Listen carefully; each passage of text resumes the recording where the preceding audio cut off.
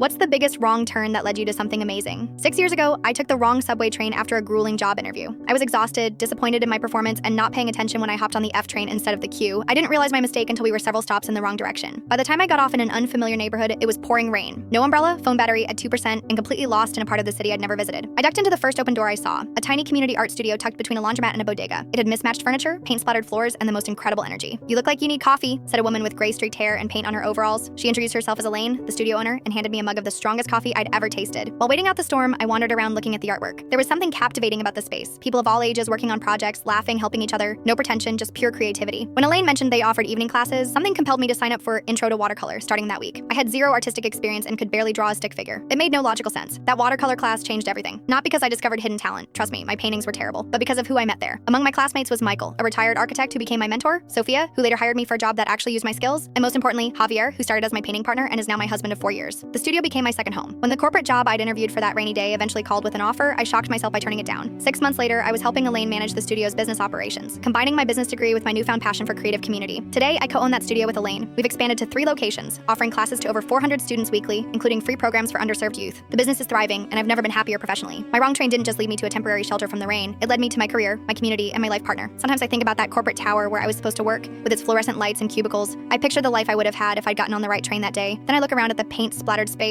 I now call mine, at my husband teaching a children's class in the corner, at the vibrant community we've built. And I say a silent thank you to the New York subway system for sending me in the wrong direction. It turned out to be the most right wrong turn of my life.